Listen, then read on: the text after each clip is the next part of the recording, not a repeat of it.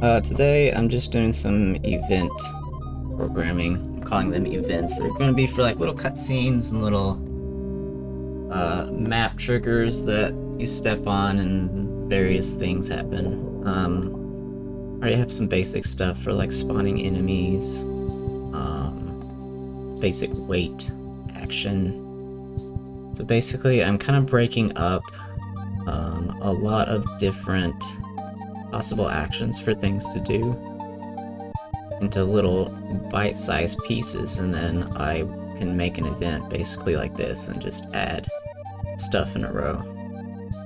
So this one's spawning a spider and it waits, spawns another one and waits, it flips a switch. So this is my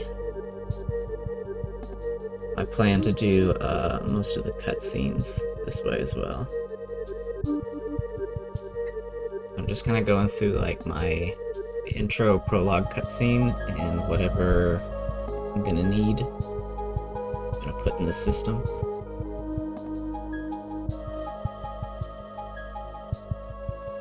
So it'll be pretty programming heavy today, but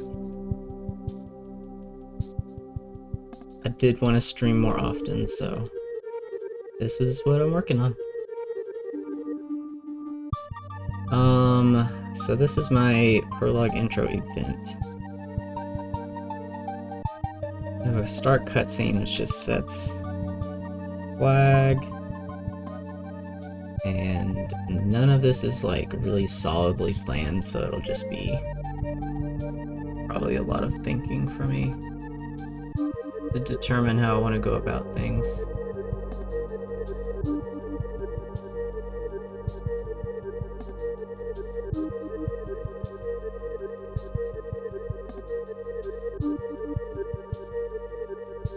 We got that set, and then I need to use it.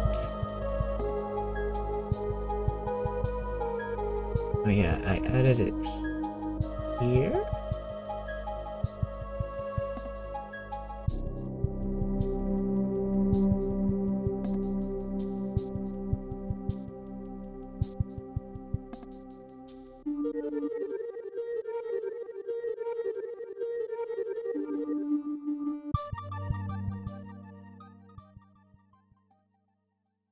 It was here I wanted to use it. This is my main map update. I think I want to still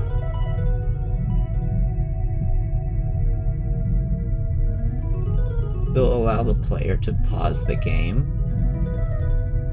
and open the menu during cutscenes, which would also pause the cutscenes. That's kind of what I'm looking at here.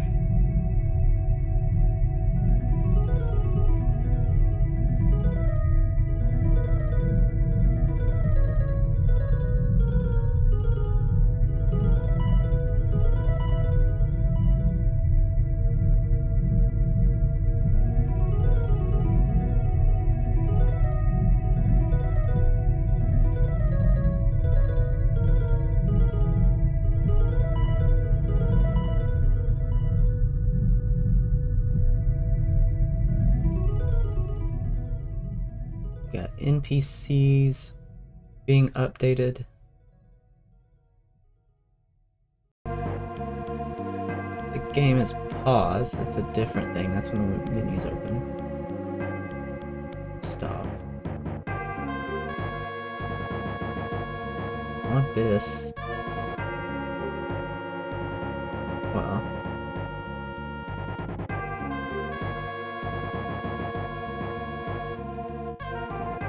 I'm not 100% if I want to allow the player to open the menu, but I think so.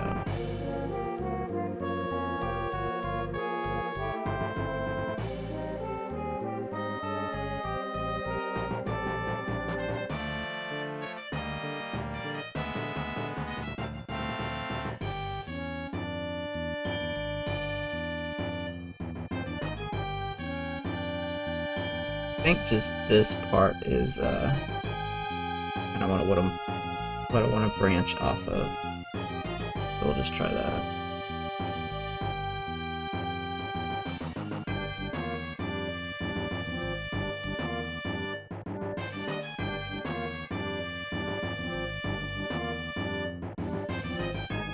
do if is cutscene.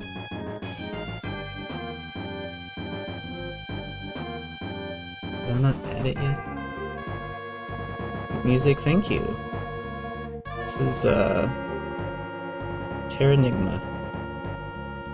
A very wide variety of a bunch of random game musics.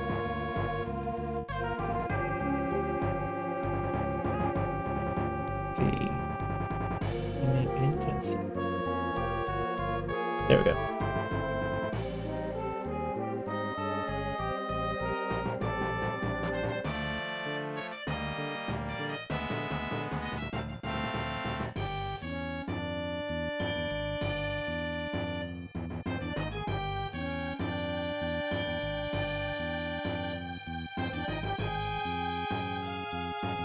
Played Terranigma like once or twice, way long ago.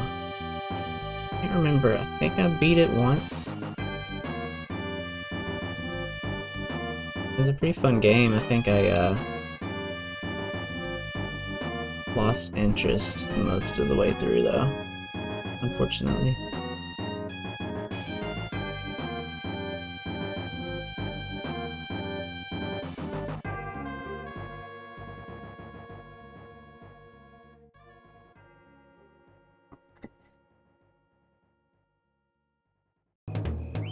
So else if we're not in a cutscene, then we'll update our players and stuff. So I'm not gonna do any of that in the cutscene. We're gonna do like manually. That's what I added a separate method for. I think. How are you today, Kaori?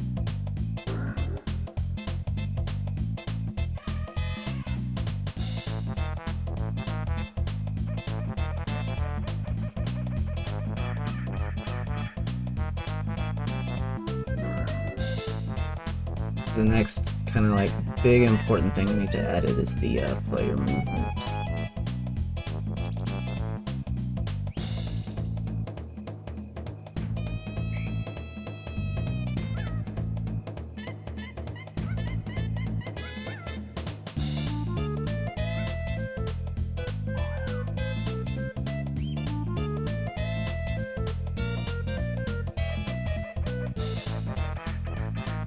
That's what I was gonna do. Good, trying to be productive, do your own game dev. Procrastinate by watching someone else do it. Yeah, I've been there. That's how it goes. Twitch is very good at distracting me. Unfortunately. What kind of game are you working on?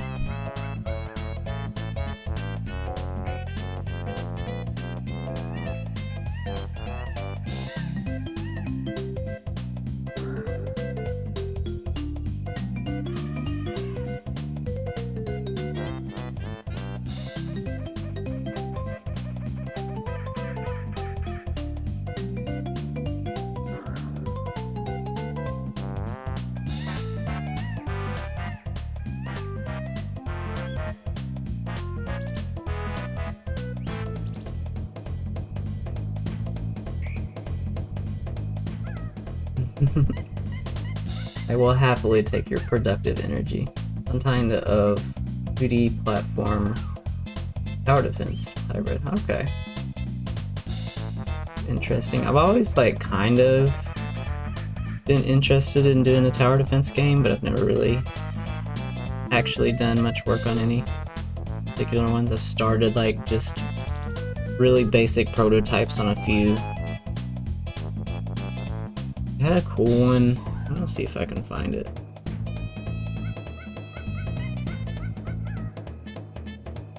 Very old project. I want to see if it still was an idea. Old projects.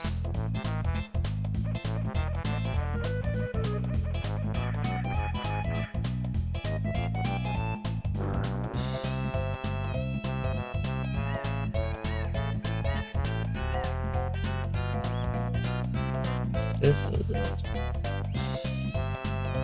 You know, some Flash.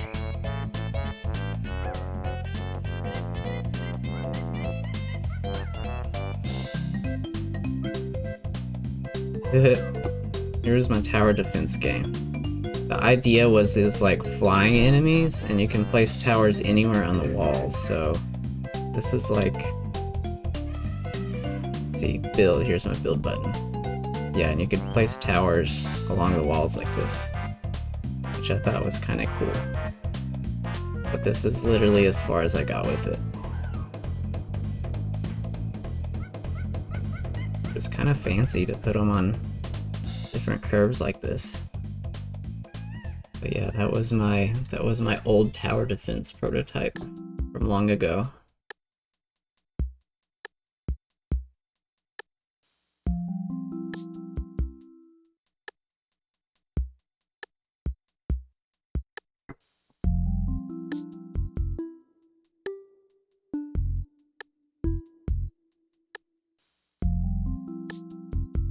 Yeah, I thought that was...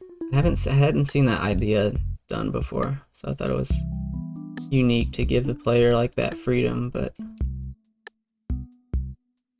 I didn't get any farther with that on how it would like actually like create interesting gameplay though.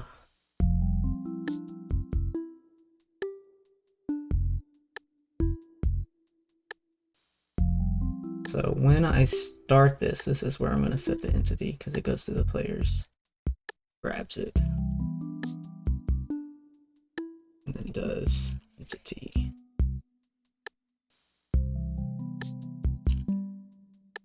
This PC. So then what we can do, it's just a move.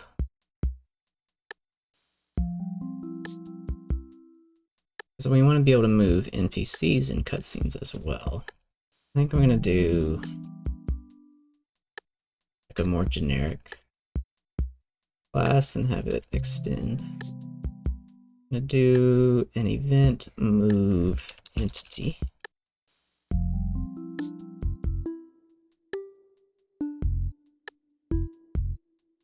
Which has this stuff, so I'll make protected.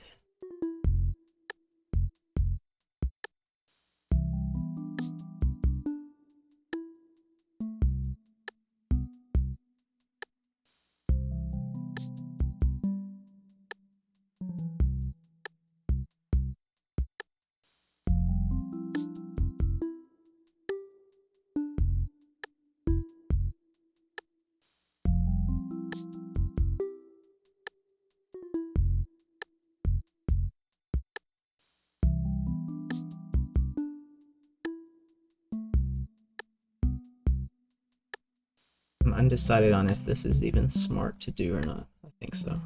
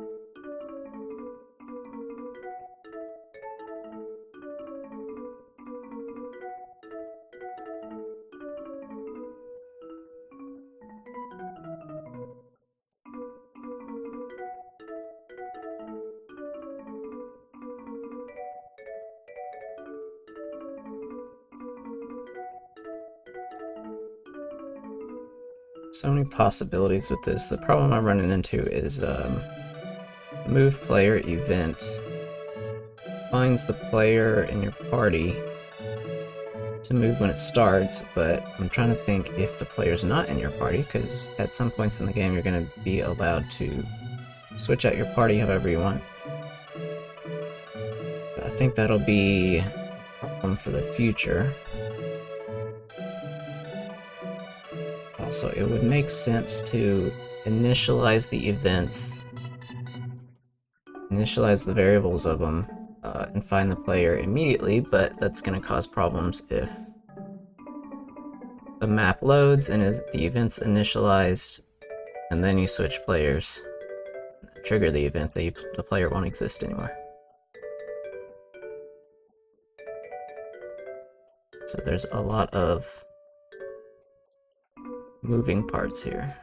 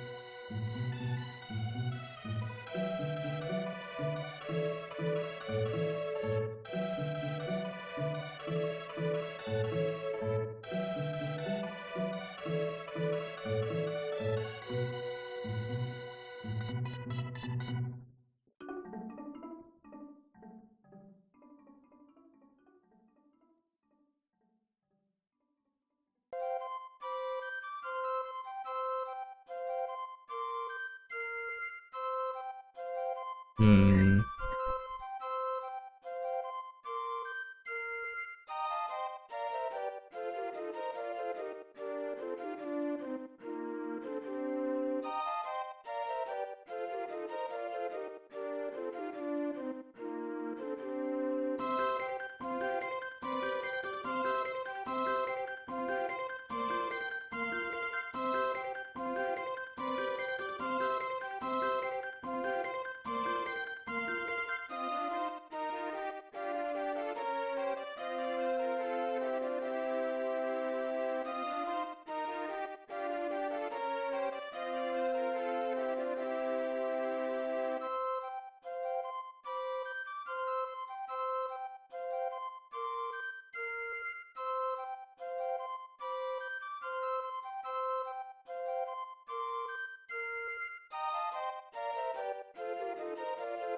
Might be ugly, but I think that's what I gotta do. Hmm.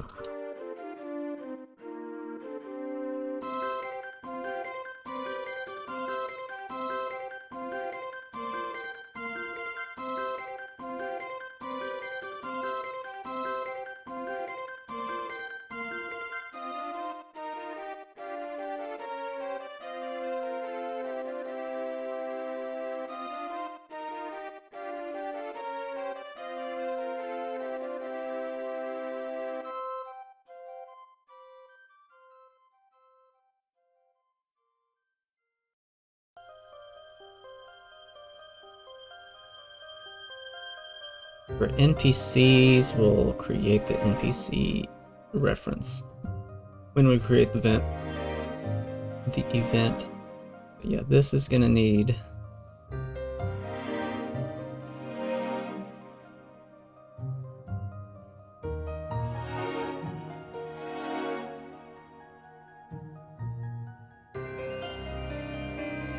just gonna pass in null for the entity, I think.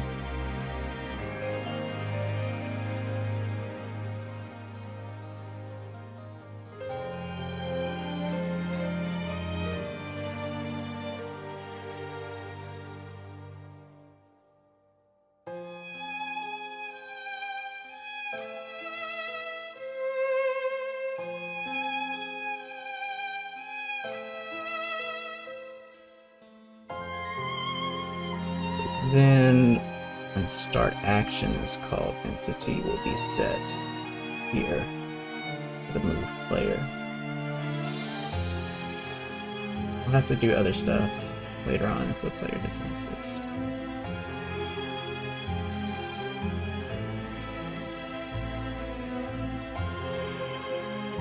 Just gonna make a note of that.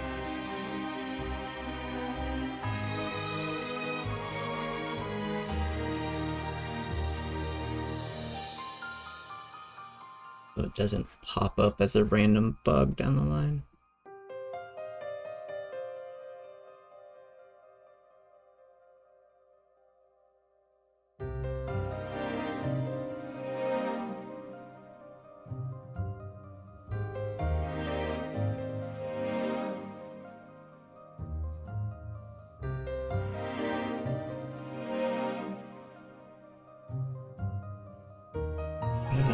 Update scripted movement. Let's add a start scripted movement.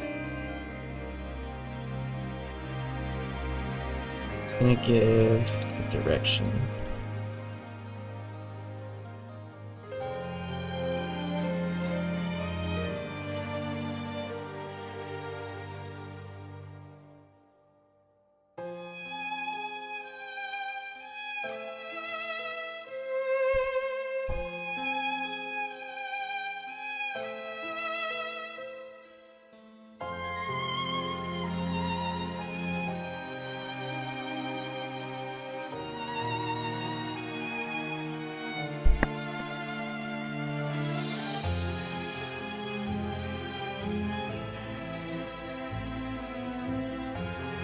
I don't think it's going to have anything here, it's just going to be overridden the subclasses.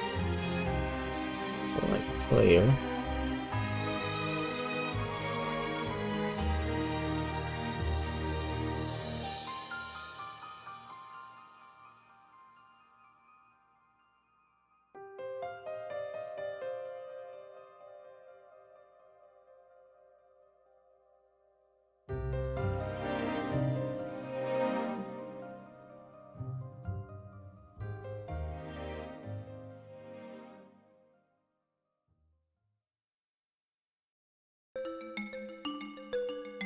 Where we'll actually set the animation.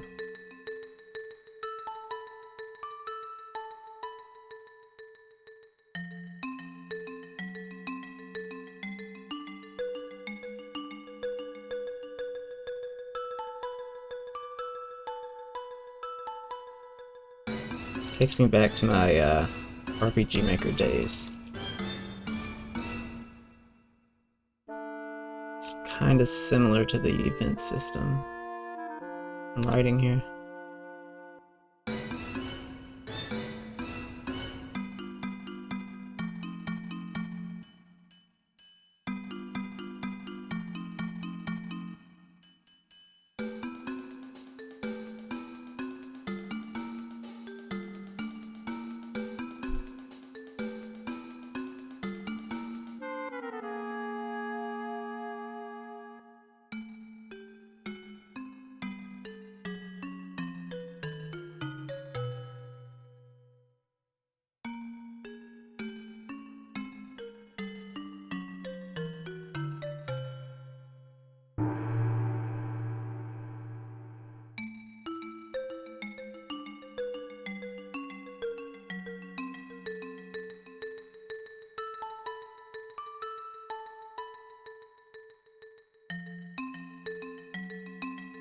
I have two options with scripted movement.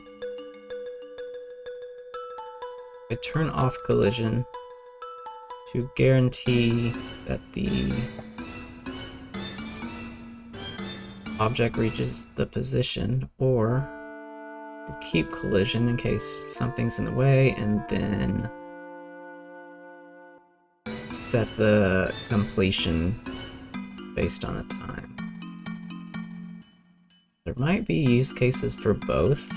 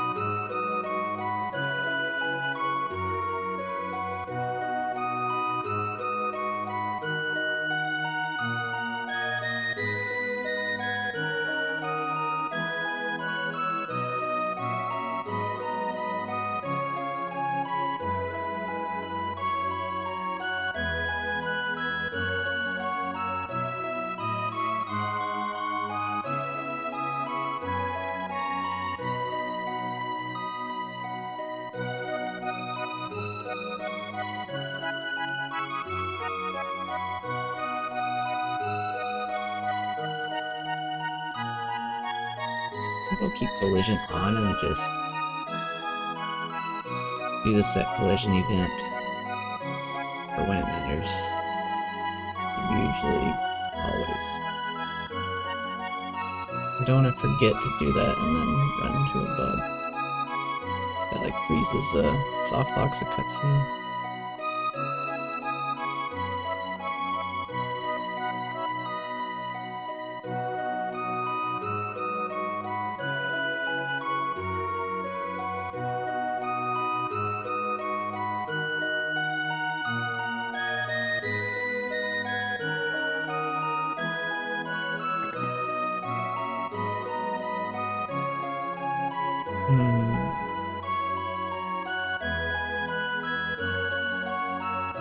Alright. Know what to do.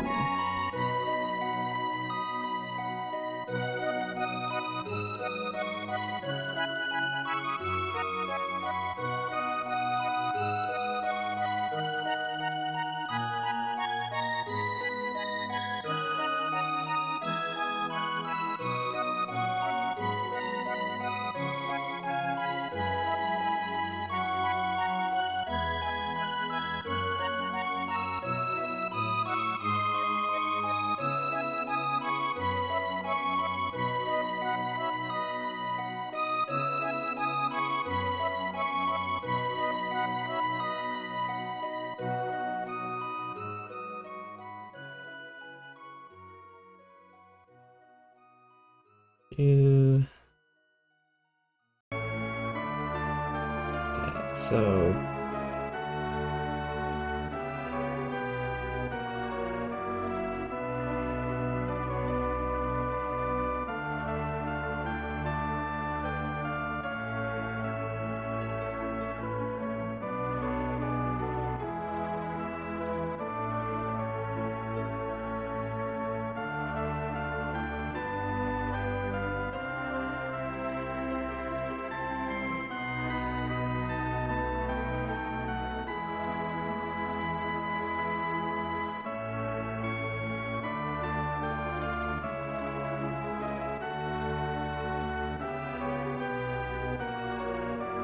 I might not actually use that. It's gonna do at the beginning of a movement, turn off the collision every time anyway. I'm gonna have a lot more control if I turn off collision separately. Don't want to forget to do it.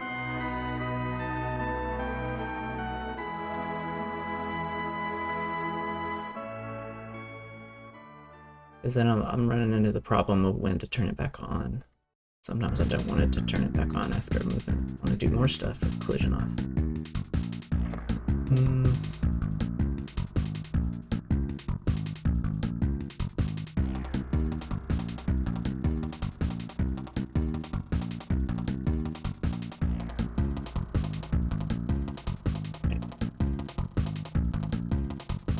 I'll just keep it as is as a separate thing.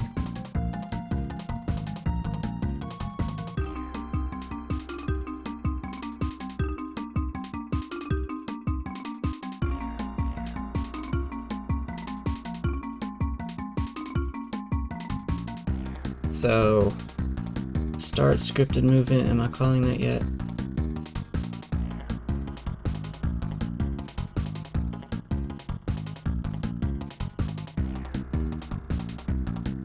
This overrides. Entity object.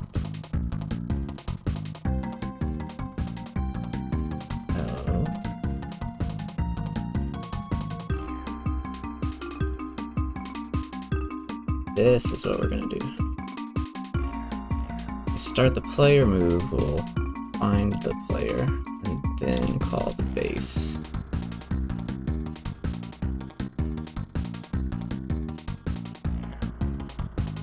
Which will then call entity start. Scripted movement. The direction.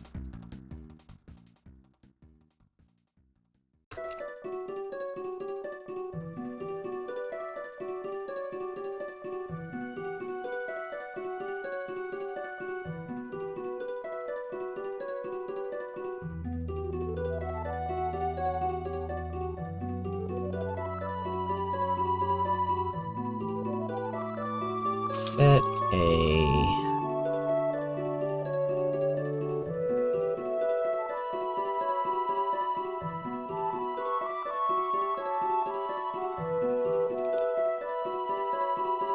like an origin location. Yeah, that'll be fine.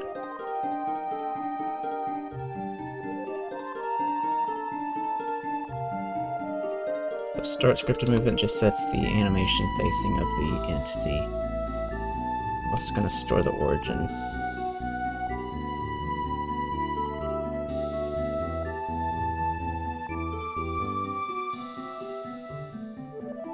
So then in our game update,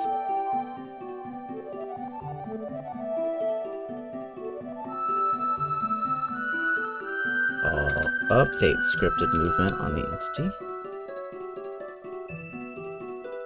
Which, depending on the entity is going to be different movement speeds.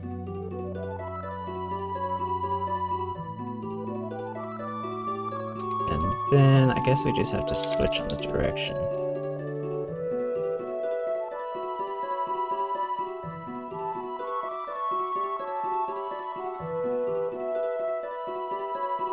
And check the position.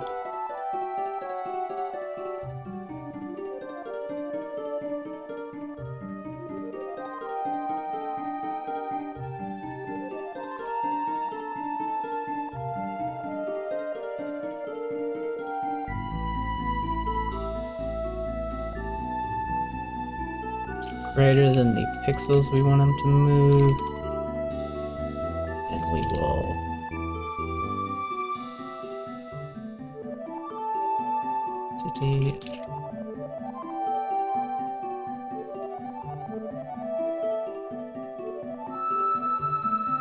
snap it to the exact value.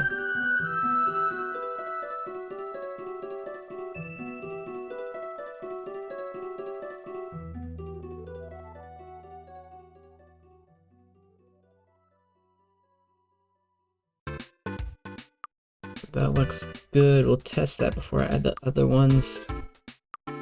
Just need to update scripted movement here.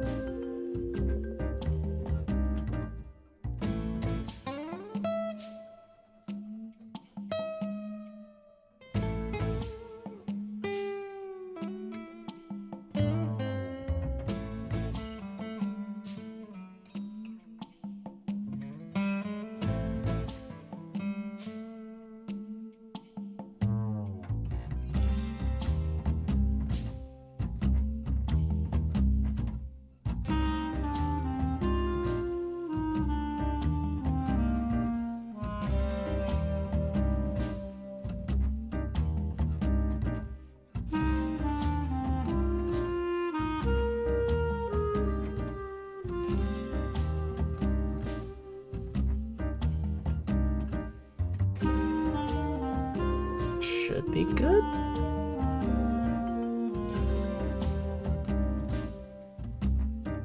Let's see if our character walks up.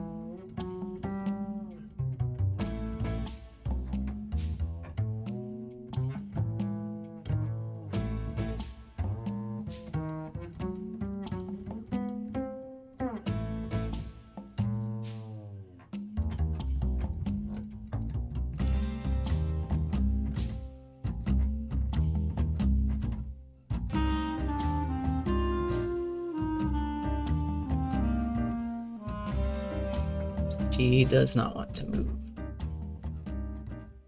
I didn't, because duh, didn't even add the event. New event move player.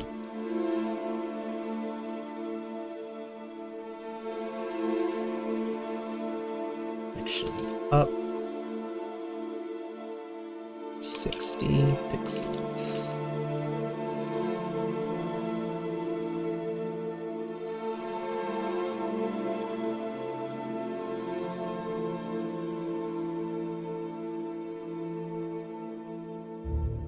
Nice. So that worked. Mostly.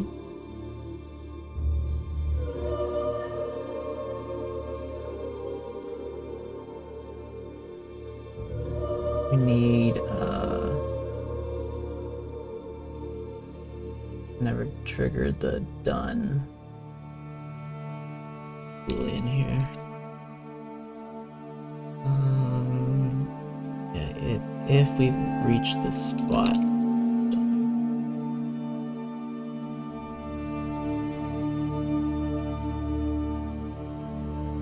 We'll probably then need to call stop scripted movement, because that's going to be different for every entity.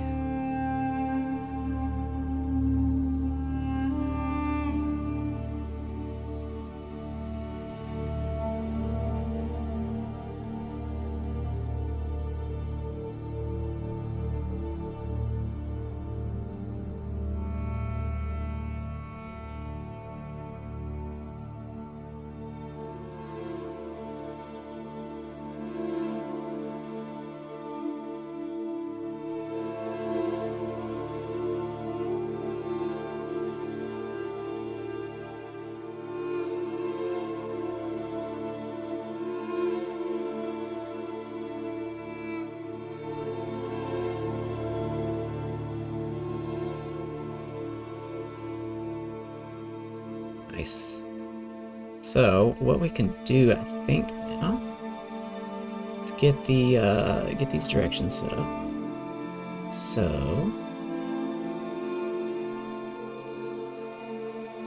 get the start set up. We need to adjust these. Maybe negative walk speed. It's gonna be positive. Well, this is gonna be negative. On the X. Moving right, it's going to be positive. Then, when we're done moving, let's copy this. We're down, position.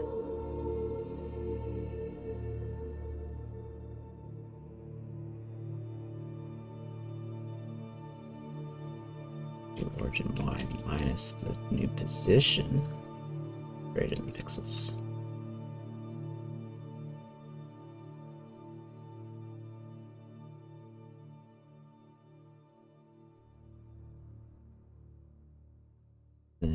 then same stuff for here.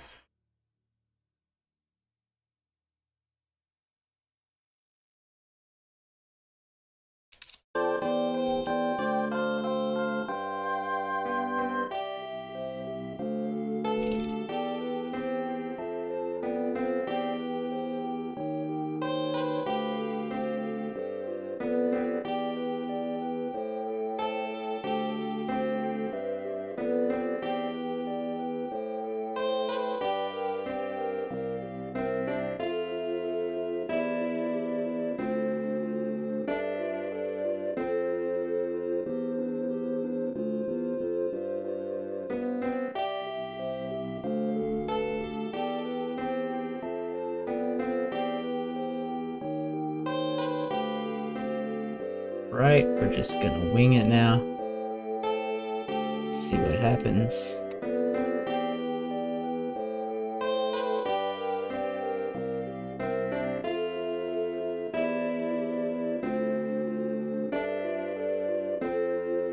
Let's do a little bit right and left.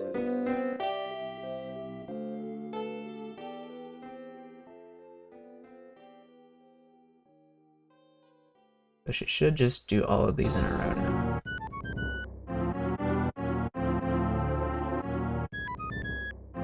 Beautiful.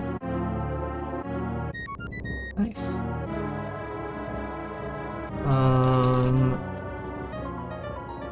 When the cutscene's done, I'd need to unpause it, but I still got a lot to do here.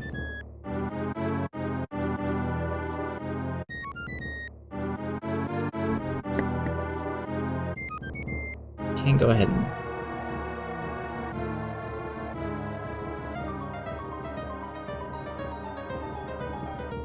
create that though.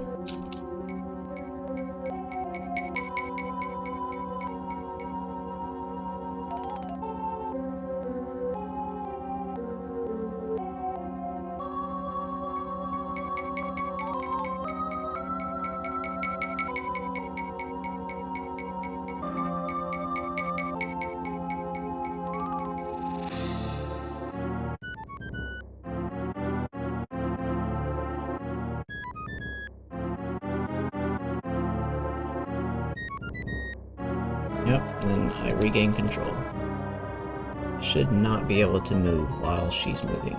Let's see. Nope. Awesome, perfect. Now for the actual cutscene. It's gonna come up through the trees here. I never turn vision back on. But she's gonna come up through the trees here and cut these bushes and enter the scene.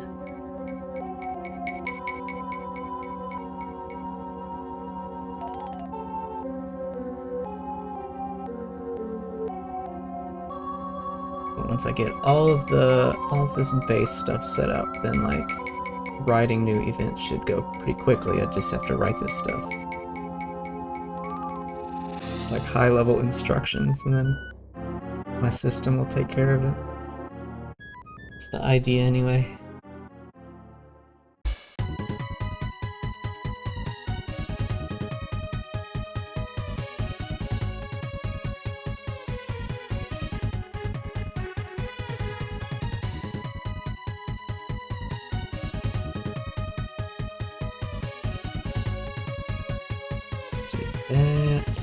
So the cutscene really will have like a wait at the beginning to allow the screen to fade in. I already had written.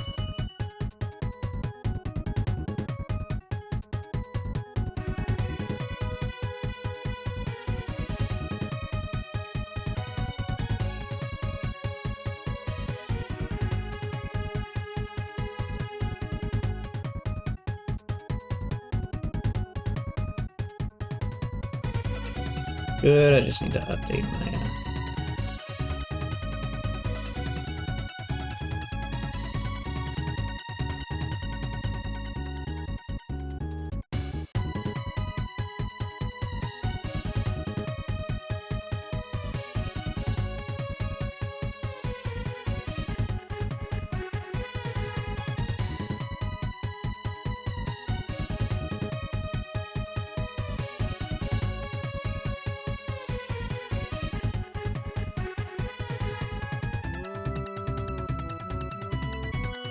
set her to invisible starting out, and then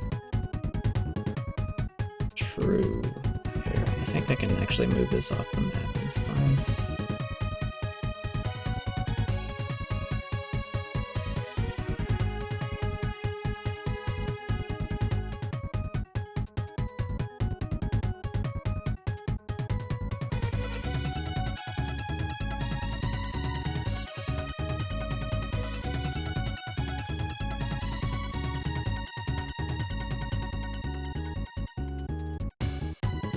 Nice.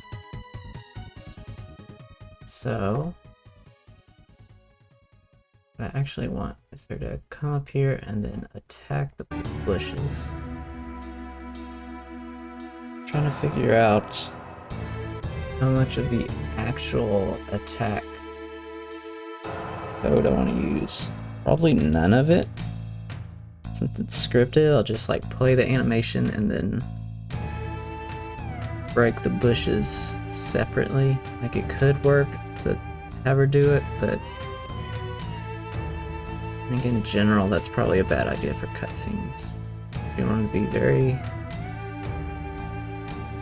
reliably consistent. I think I'll just like fake every action like that. Maybe.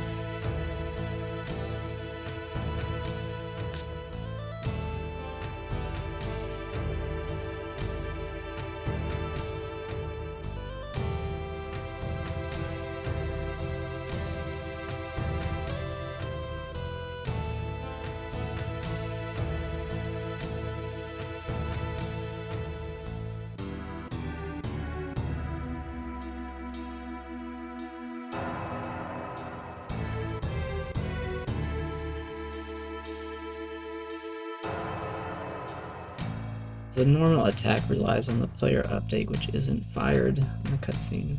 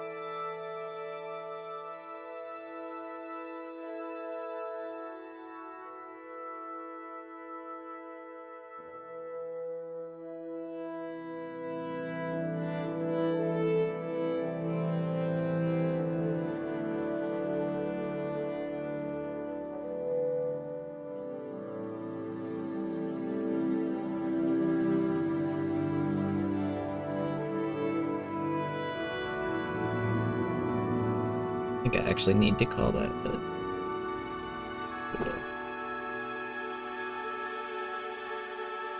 That will start the attack. Override is override rule at returns.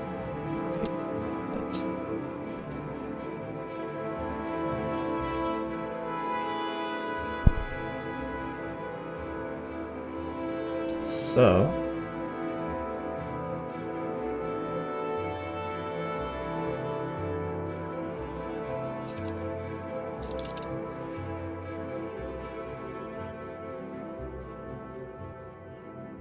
let's make a new event type. Copy.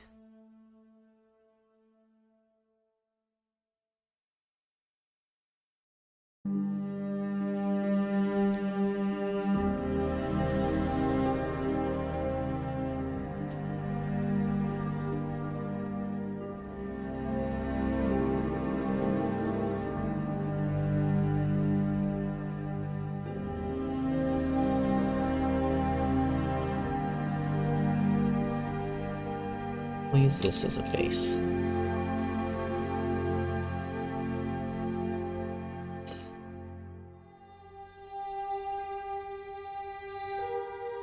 Layer attack, have a direction.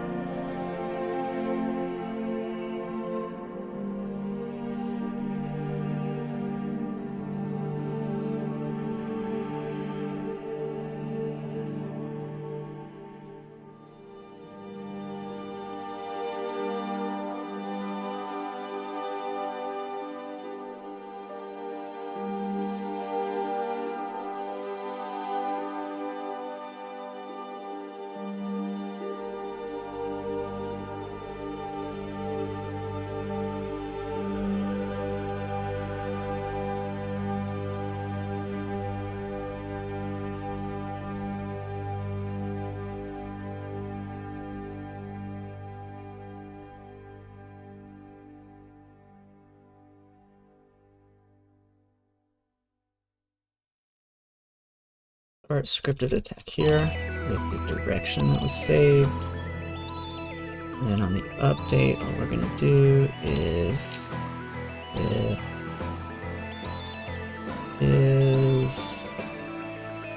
scripted animation completed.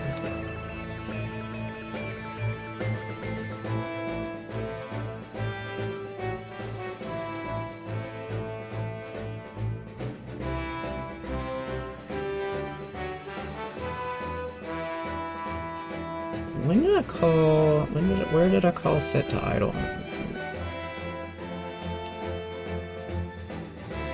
Stop.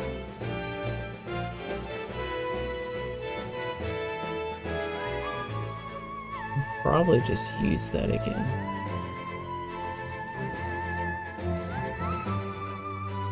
What that does is that. Yeah, that should be fine.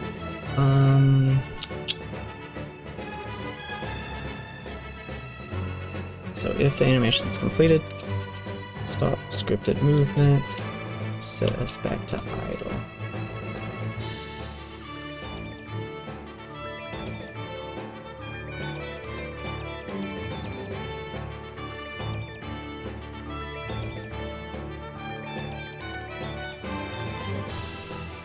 That's true.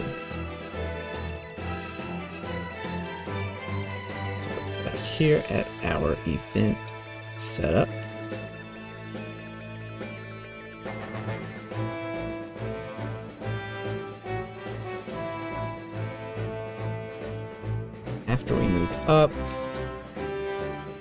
new event. Attack.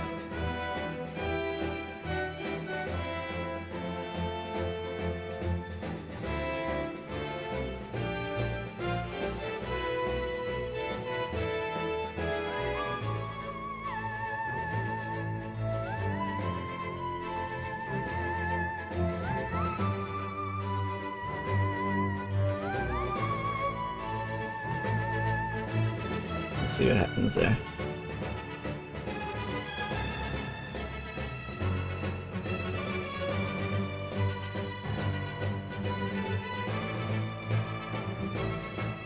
Everything's working according to plan. We'll get rid of these extra test movements.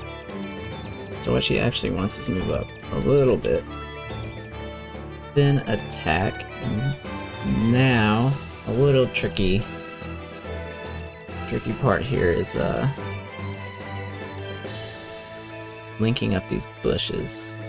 They're like fake cutscene bushes that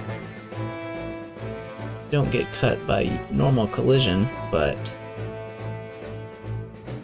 just tell them to be cut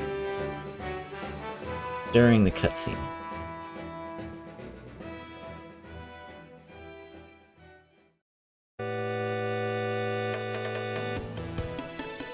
Is not gonna work currently because they're a different type of object.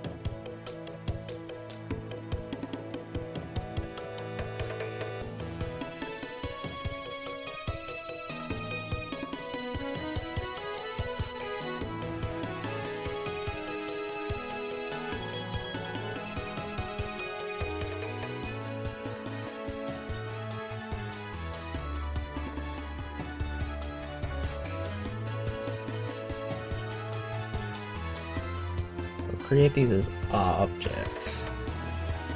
Push A and B.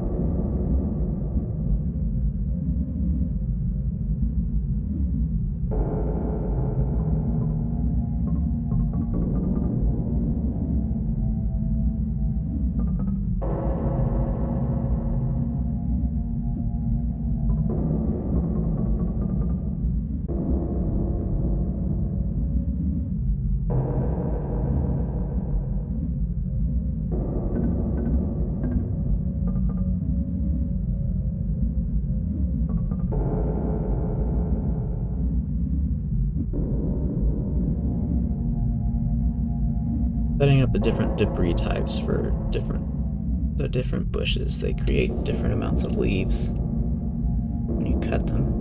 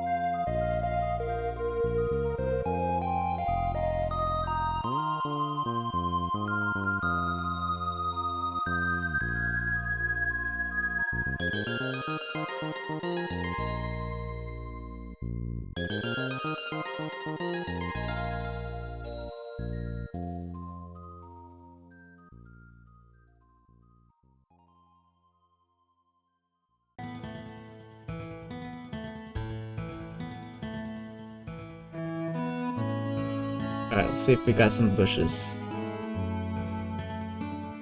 Not gonna do anything yet. Don't. Save this. Save that. Command test. For some reason, I always save the code, but I forget to save the map. There we go. Nice. We got bushes added via objects, which is going to allow me to find them.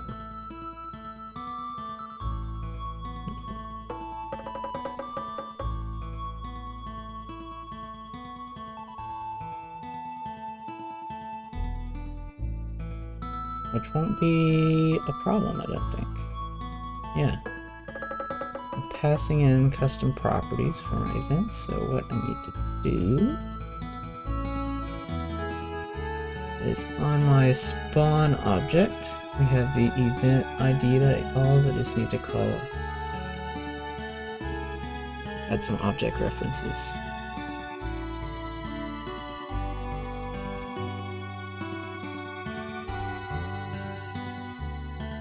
And tile just lets you point to them like that. Pretty cool. Bush A, bush B. Doing it that way, if I change objects in the map, their IDs will stay correct. So then here, in the event,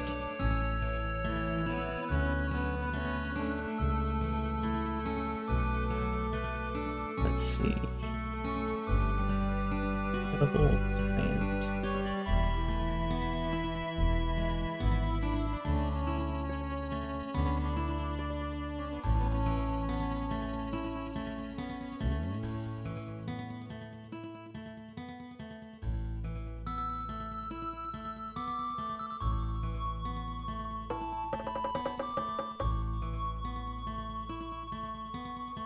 Need to call break here.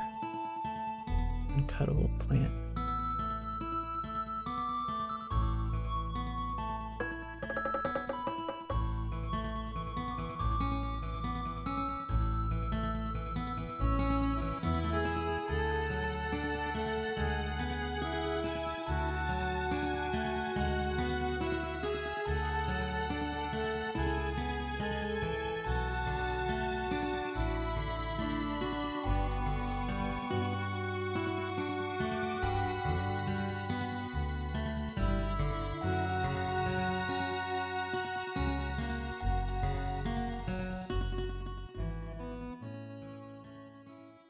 So I need a new event type. Now. Which I guess is going to be pretty specific just to the planet.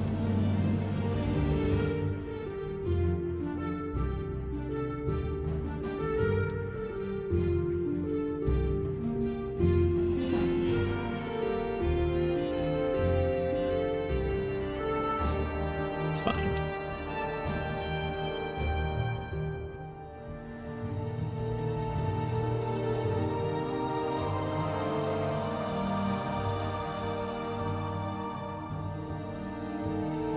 Break planet. Perfect name. Starts event action.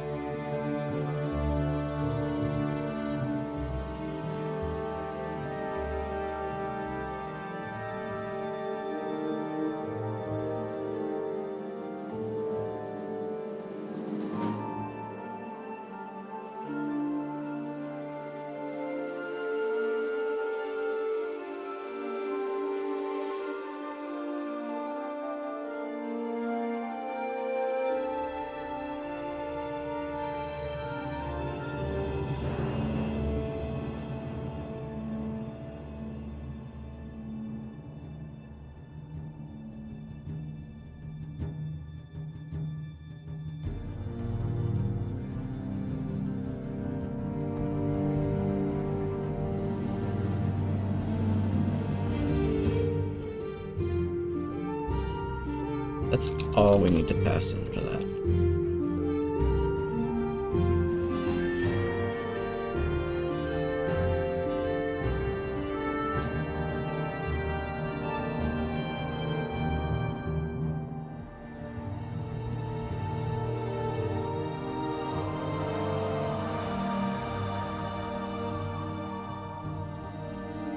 It's just an instant.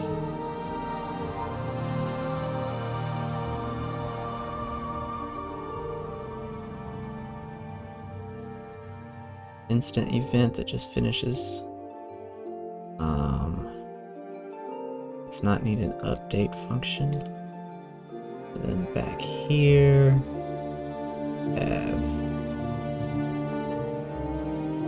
here's a small issue.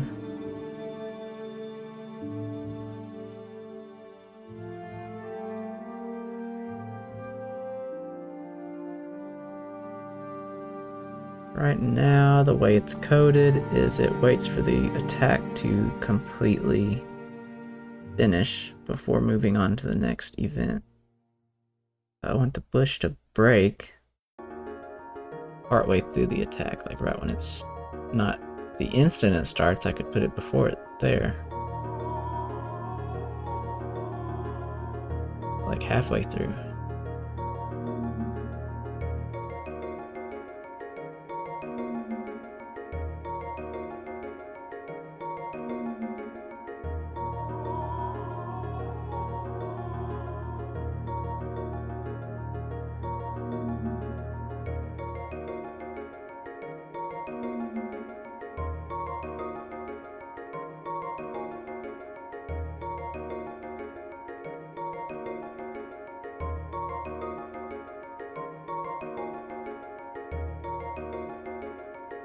Might have to create some kind of like parallel event system so that I can update some events simultaneously.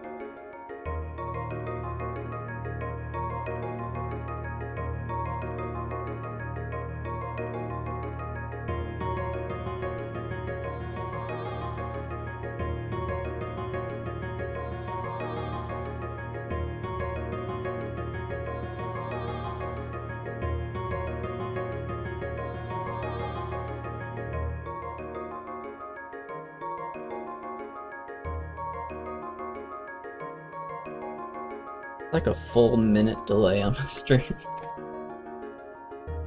I got distracted. Waiting for past me to catch up.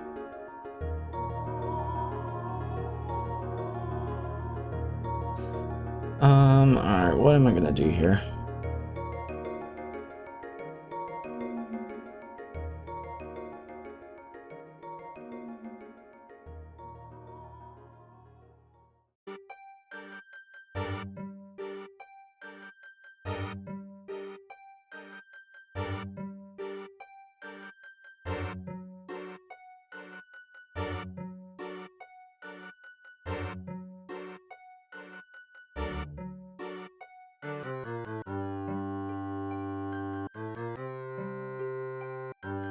Hey, Greker, what's going on?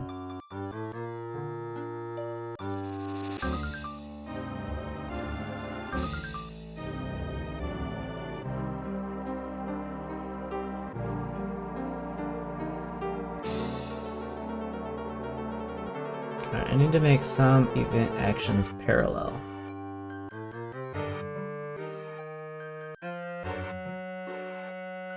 And then I'll mess with them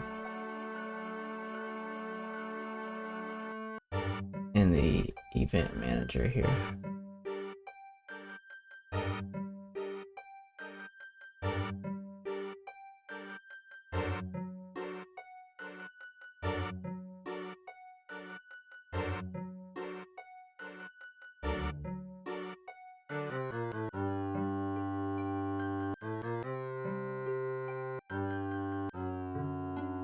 Some big brain stuff, yeah, it can be.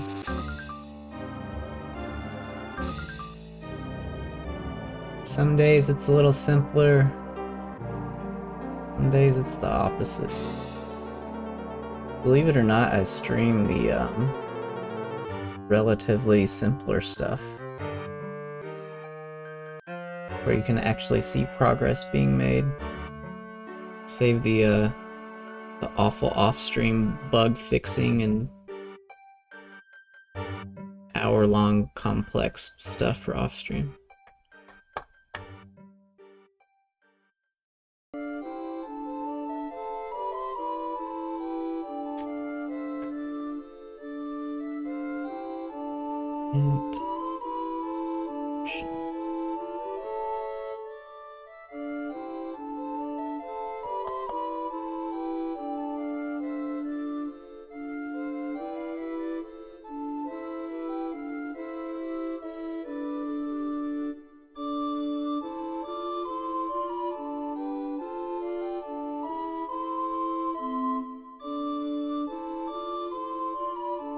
We can make like a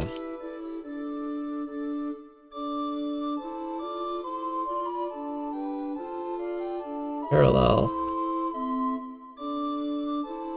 Boolean in the event type, but I'm trying to find the best way to set it. I don't want particular events to be like always parallel or not. I want like everyone to have the option to be parallel.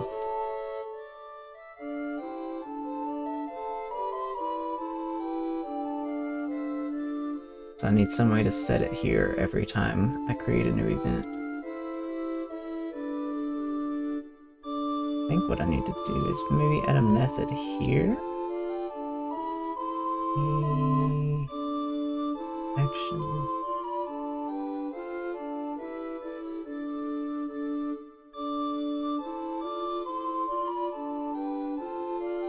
That's what I need to do. That'll work. Let's do, instead of just directly adding the actions, we're going to create an add action method. The action we're adding, and a boolean of whether or not it's parallel.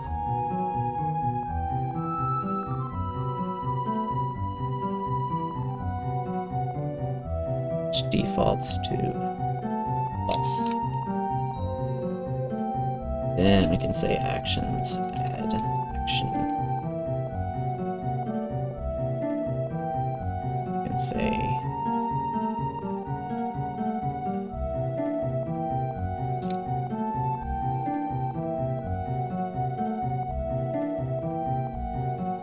And we'll set the parallel in action at this point. So instead of, I'll set this to private. So we're forced to use our new method.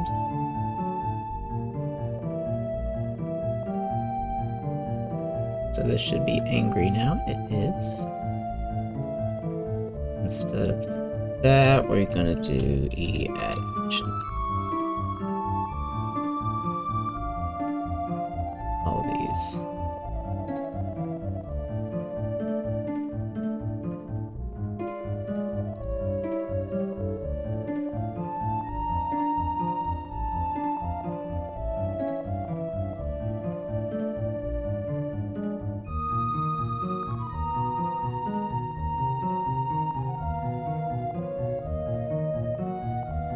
So that should work, and now all of that I needed to do just so I could set the player attack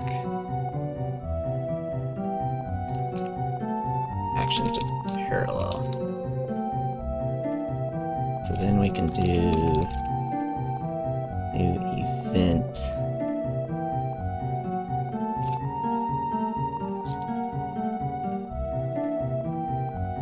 Event action await.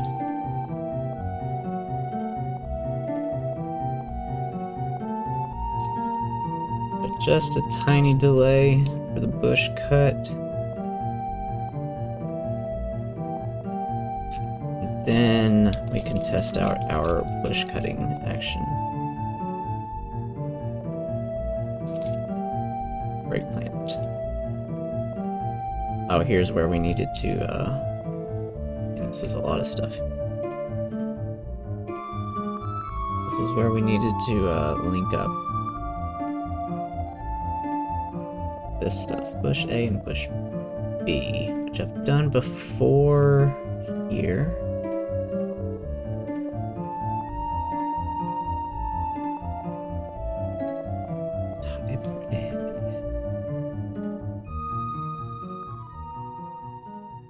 That just gets the tiled object though.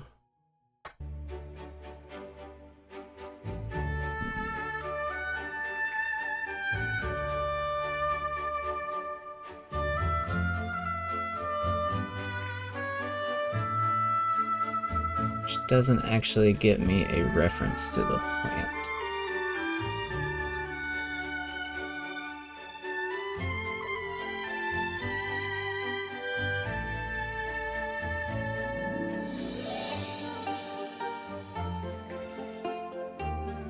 They are added to other objects.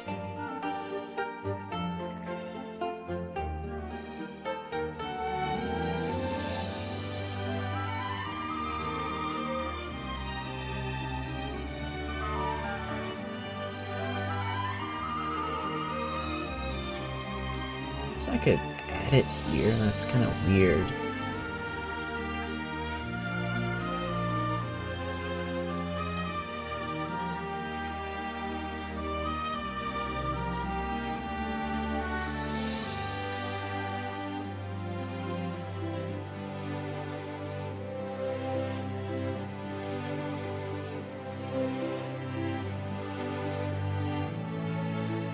This stuff is just getting an object just so I can get the position of it. And then the tiled object's fine, but I feel like this is something I need to like do a base method with, and then extend stuff from that, but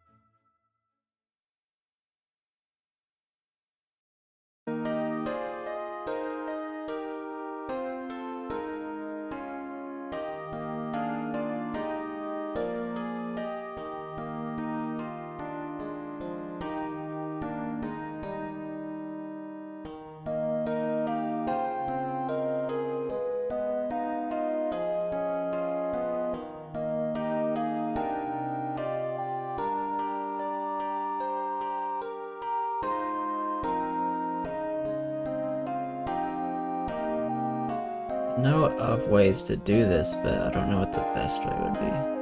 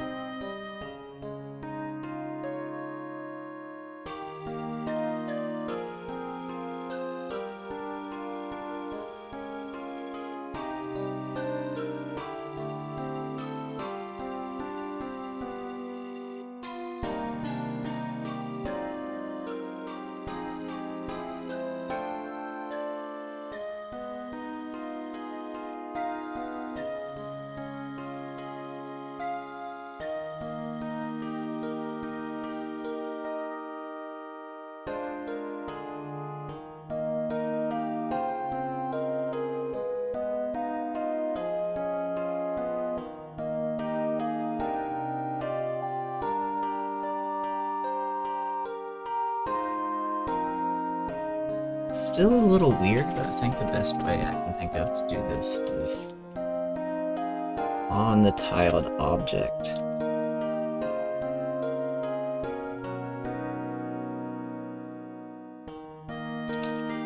Give it a game object reference that would only be used in cases like this.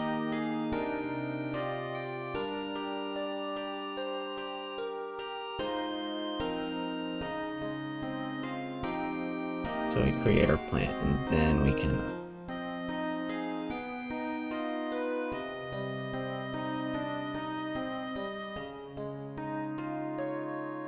plant game object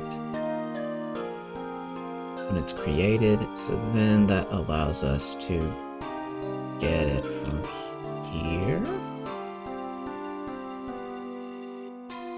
by calling this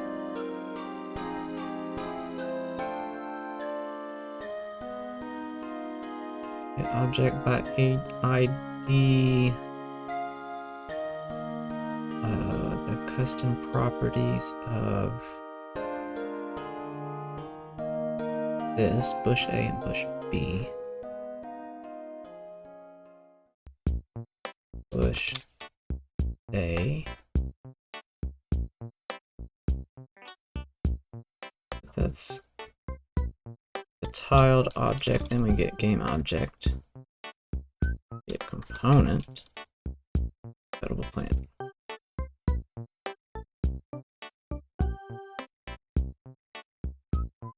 Beautiful. It's not beautiful, but I think it'll work. The same for bush B. That'll get a reference to the actual plant. And then they should break. And let's just say add another weight, and then she walks up a little bit more. Alright, let's at last test. See what's going on. I feel like I forgot something. Yeah, what do we got here?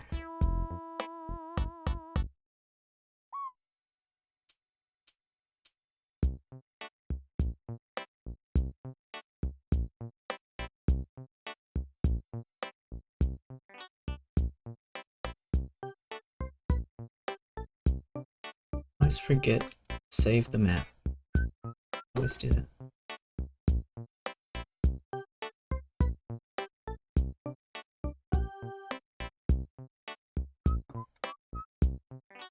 Oh, that wasn't it. Okay.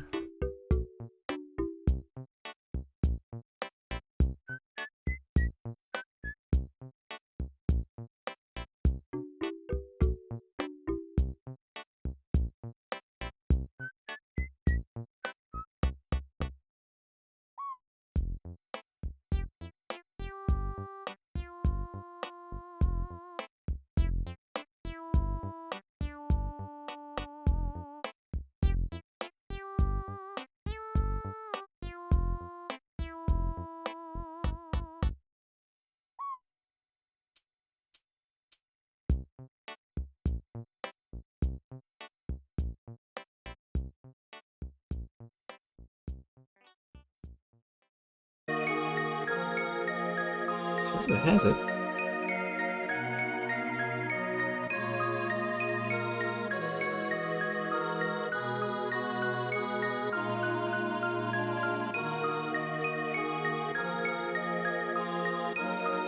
Object reference not set.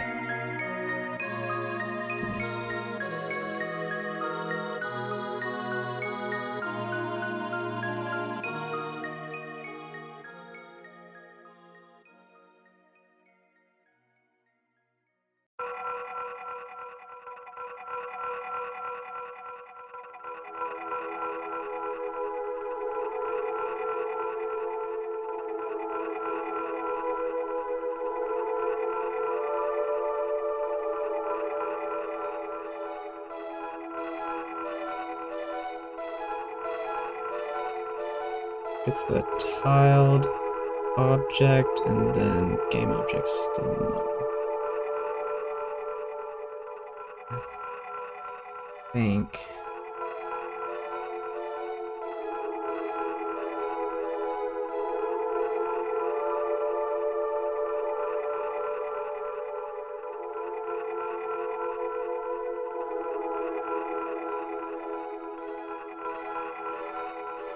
Yeah, I think it's just literally, I'm glad I did it this way because I wouldn't have caught this later. The spawn event, when it loads in the map, it automatically starts at that moment. And the bush isn't initialized at that time, so I need to store the event start somewhere until the map's fully loaded.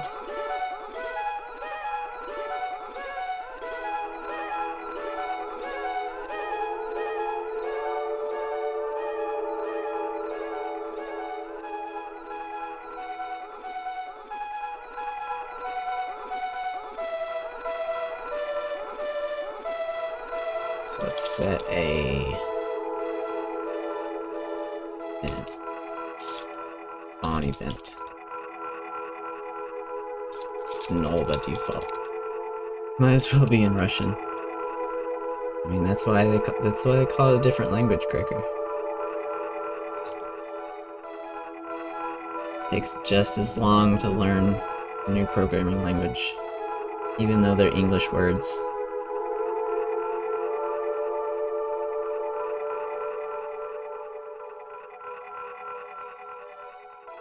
So, instead of starting the event, we're gonna say scene map spawn event is this.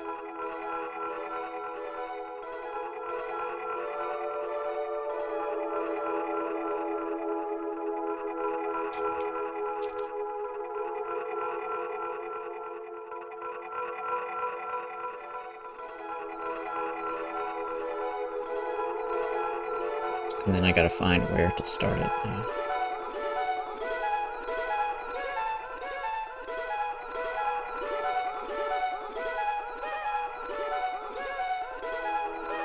Probably here in the update. First thing.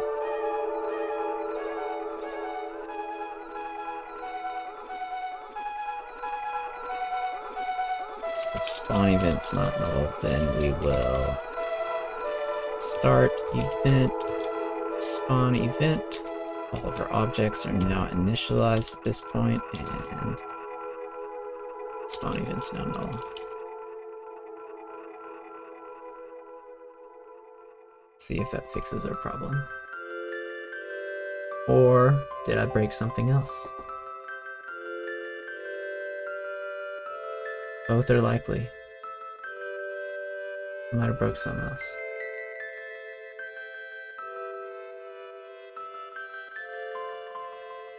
This is the game object.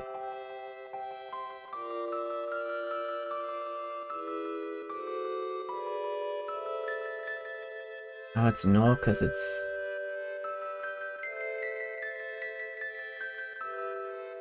says creating the event.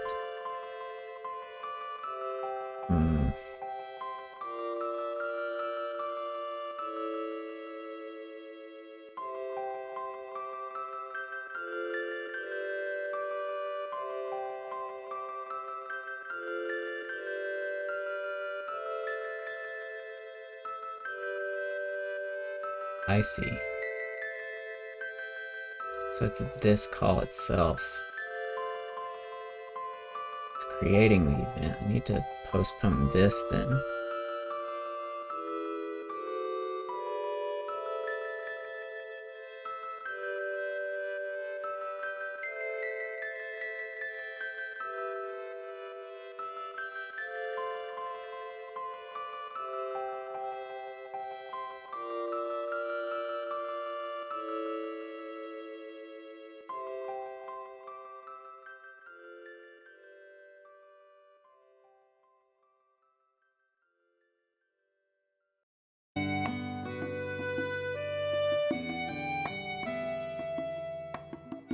Well, this is maybe a little ugly, but this will work fine. It's not super ugly. I'm just gonna store this information.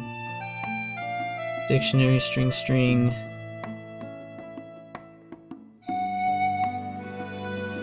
custom properties. I can just store the tiled object.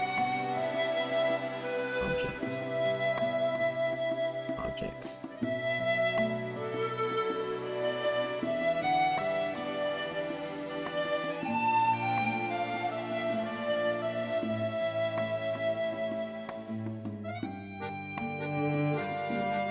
So this is where we create all of our custom objects.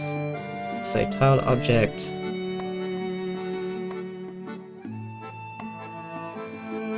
Spawn event object.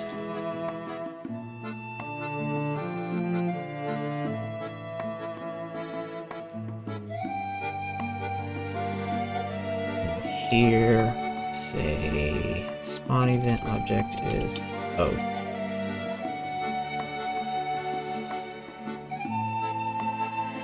Now, this loops through all of the objects, so at the end of that, spawn event object is not null. Now we do that with spawn event object, and object.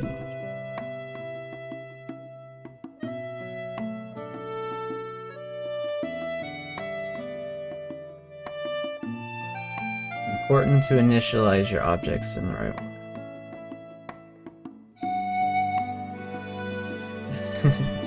Okay, it's working great. A little bit too big of a delay on the pushes breaking there. But yeah, easy fix. I don't know why the delay's that much, it says it's just 0.2.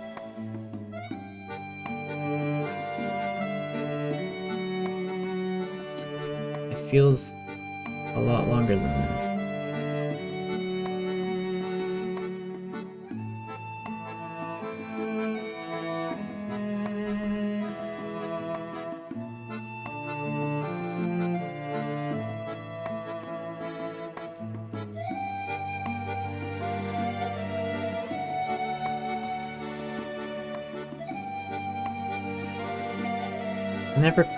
That's why.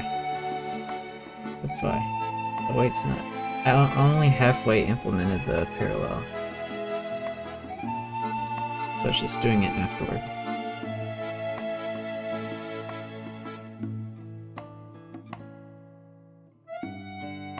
Do 0.1, which is probably going to be too fast, but I'll definitely be able to tell.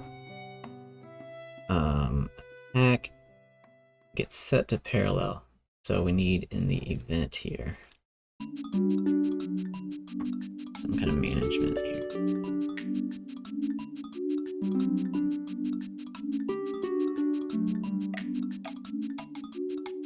We've got a main action list. We're gonna say some parallel actions as well.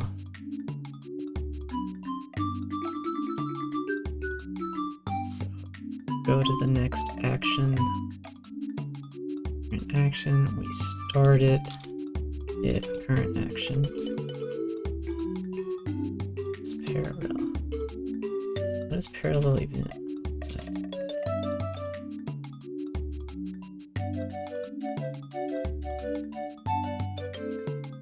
event. When do I use that?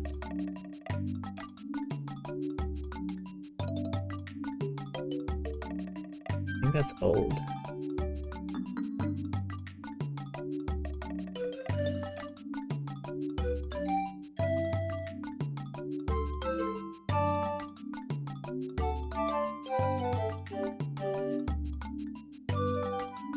Delete that after I get this working. So if the current action is parallel, we add it here so we can continue to update it.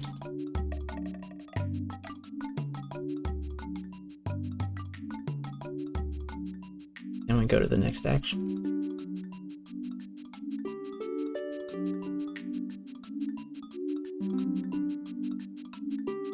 Then in the update, before we do our main action update, let's do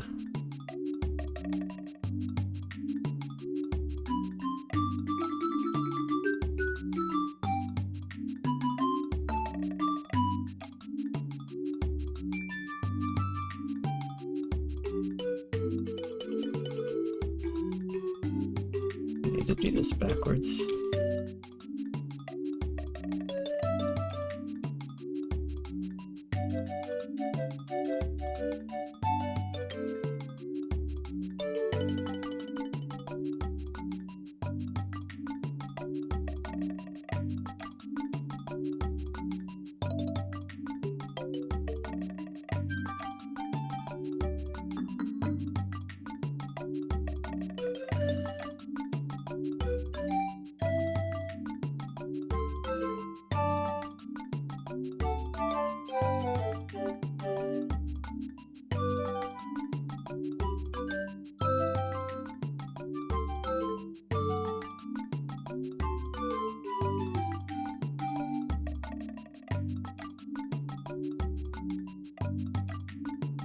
Say this is complex would be an understatement. Comes with years and years of experience.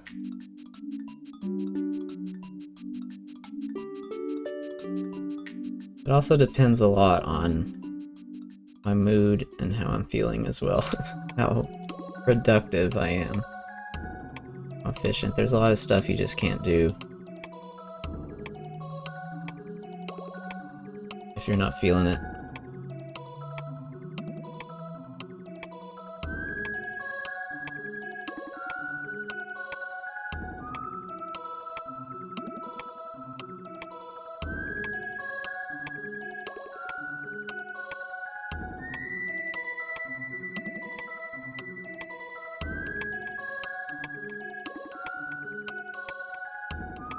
This will loop through every parallel action,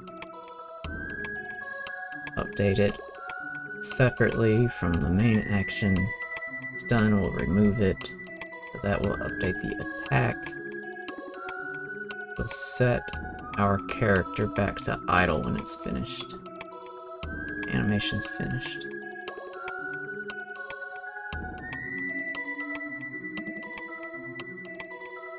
So hopefully I didn't forget something. We'll find out.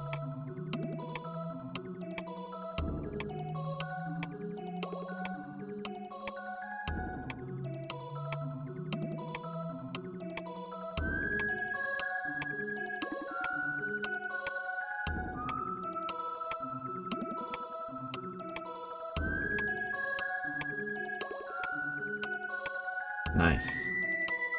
I think it's working perfectly fine. I think that timing was pretty good too.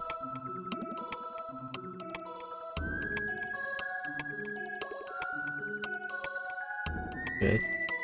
Just make sure it's working as intended. We make it 1.1 seconds. The bushes should be very delayed now.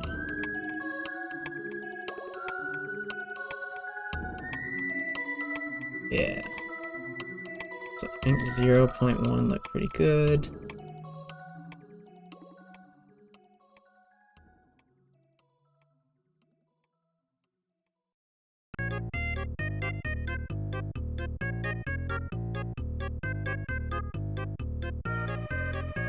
You know what, actually, I'm gonna pull up my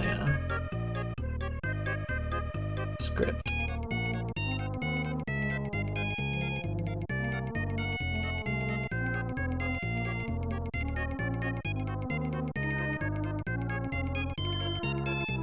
Yeah, I actually wanted some dialogue first. Which might be easy to add. We have dialogue existing.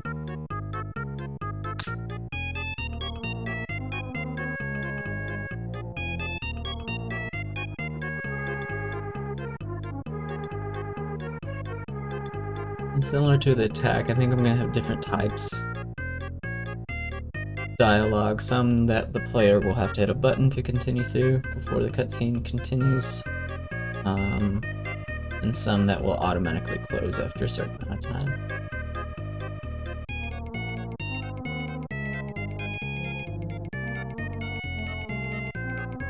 This is a lot of new stuff, dude.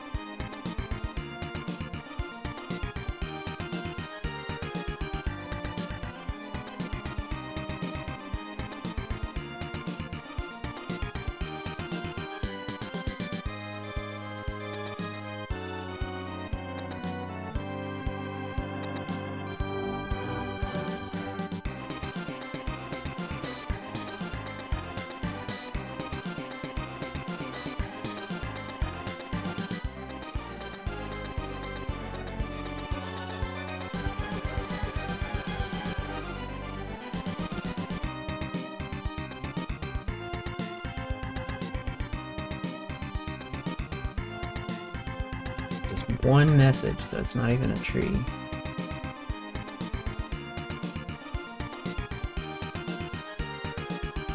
So, I think I might be in like UI.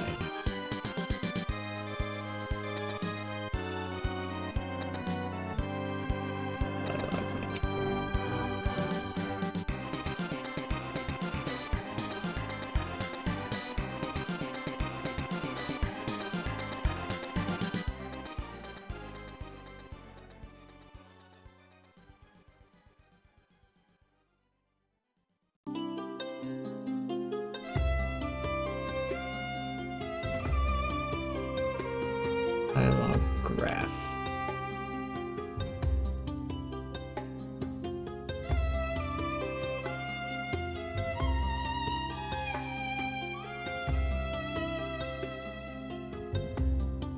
What this is, I think.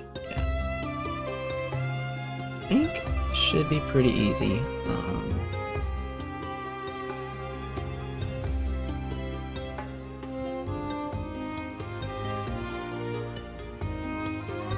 Make a new event action,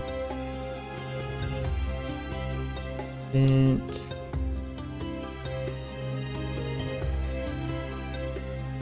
dialogue,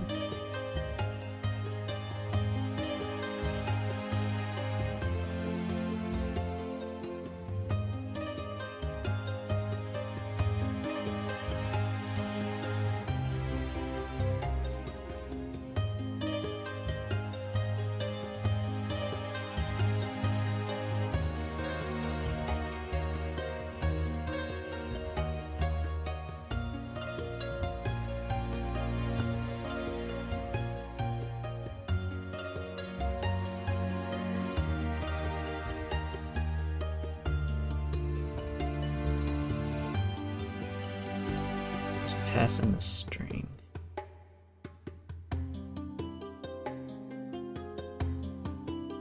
To the graph.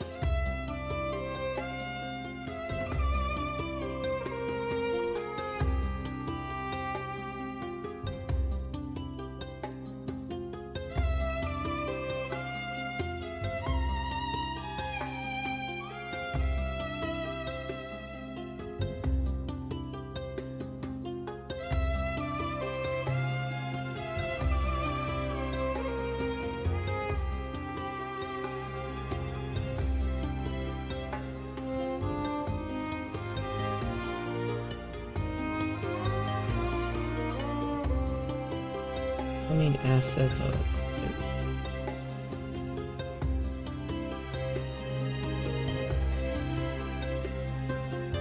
resources, dialogues.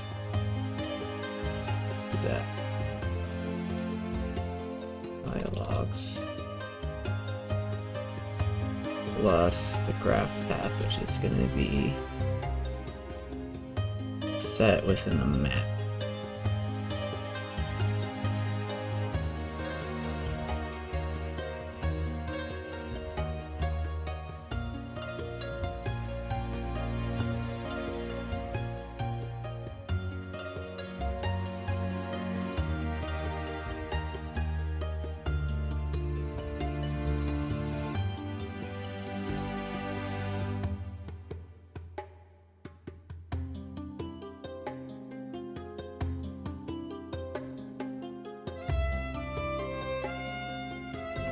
So then the update, I'm gonna end it when the dialogue's closed.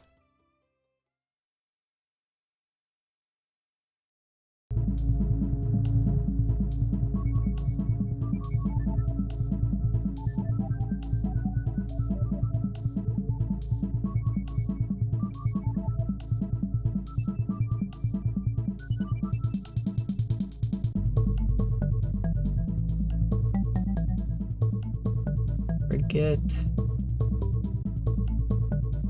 what to call for, or what to check for that.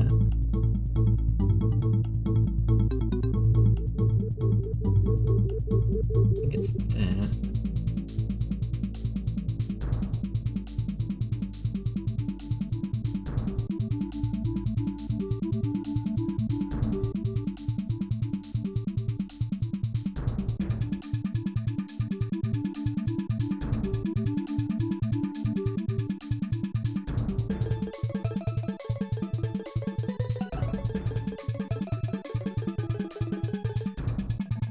Finished in a window, I think.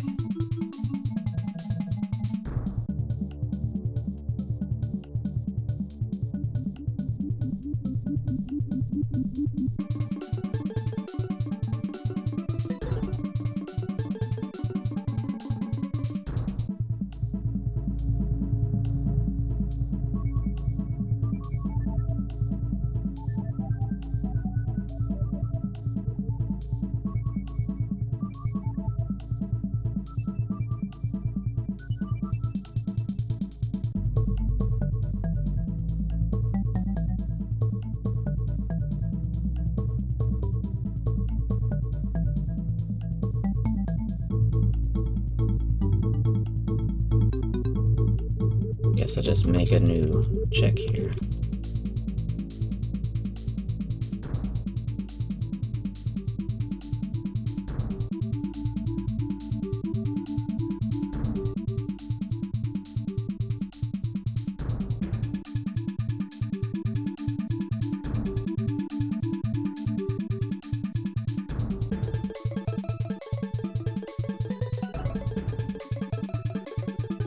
So if is dialogue open is false, we're done with our dialogue, it's closed, then we can set done to true.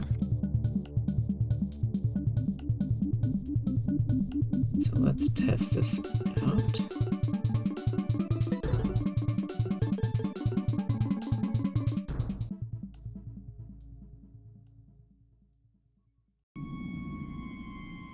So we'll wait a little bit.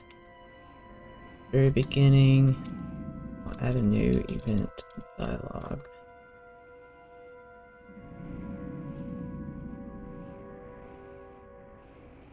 It's the folder to the dialog graph.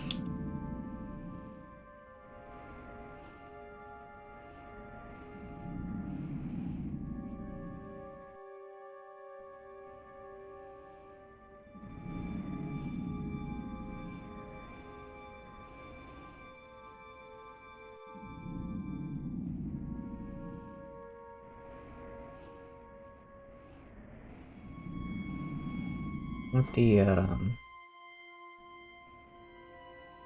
position to be on the left. I need to update that as well, actually. No, I'll do left. I'll do left.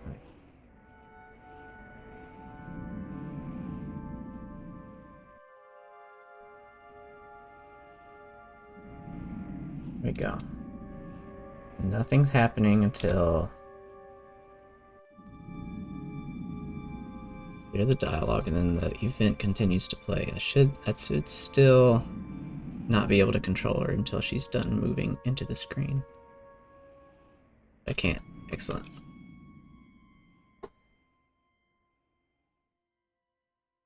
Nice, that went pretty smoothly.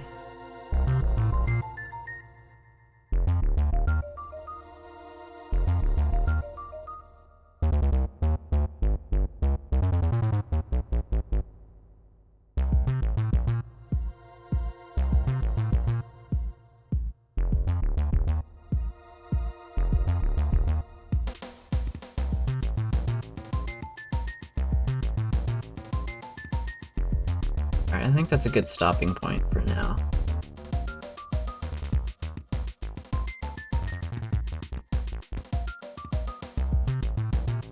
I'll continue the rest of the building these events as I continue the prologue dialogue. There's a lot of different actions I need to do.